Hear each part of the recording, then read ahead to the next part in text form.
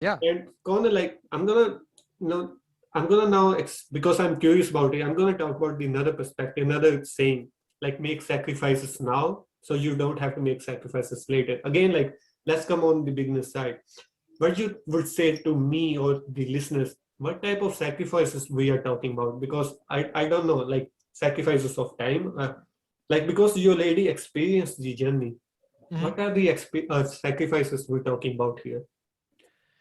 Yeah, I think the biggest thing is sort of coming to the realization that just the accumulation of more sort of physical consumer goods isn't going to make you as happy as you think it's going to. Like it Mhm. will make you happy initially, but after a while, after a short period of time, you're just going to get used to it.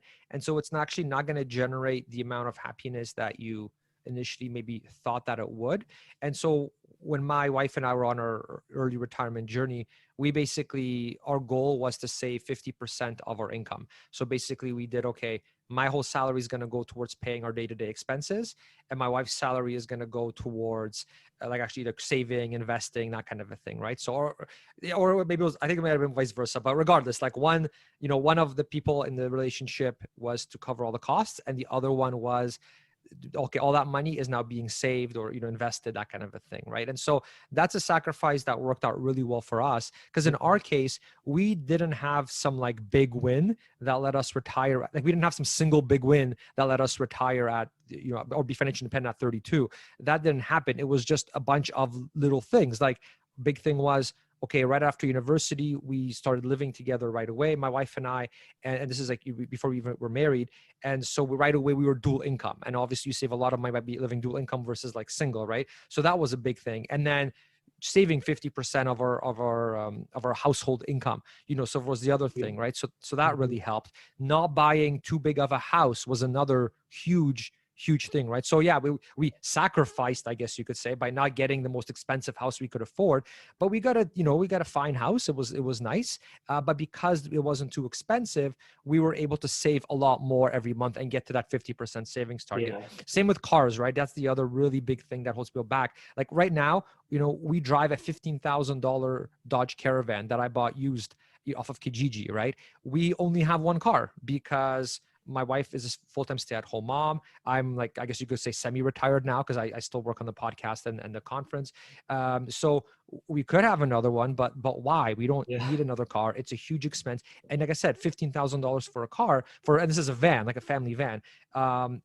When I went to, I saw like at the dealership, you could get that same van brand new, all kitted out or whatever for, I think it was like $30,000, $40,000, right? So I mean, it's such a giant range, right? So I would say we never went through any like massive sacrifices because our mindset was never, oh, we need that gigantic house that my parents have, which they had to work all their lives to get. You know what I mean? Like we're just starting off, so don't expect to have the house your parents have right Yeah. away, because realize they've been working to get that for decades, right? And same with the car thing, right? It's not going to make you happier by having a $40,000 car, from a dealership. Just go get a used one. And I mean, don't you and take that money you're saving and invest it, right? And it's going to make you, well, it's going to be paying you dividends every 3 months, as opposed to it just being gone, a lot of that being gone the moment you drive off the lot.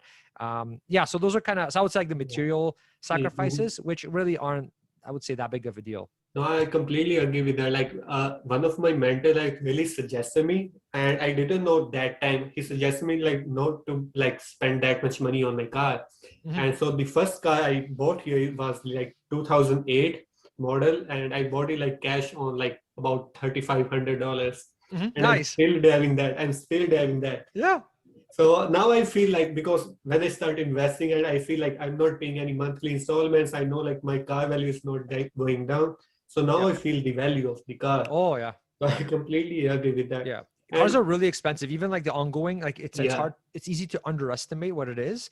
But I remember when we used to have two cars because we would both commute to work, and now we don't. So we downgrade just to one car and that's it. But I mean, things creep up, like everything from the oil change to mhm, repairs, getting maybe it's sprayed for the winter so it doesn't start rusting or whatever. Like all these, the insurance, right?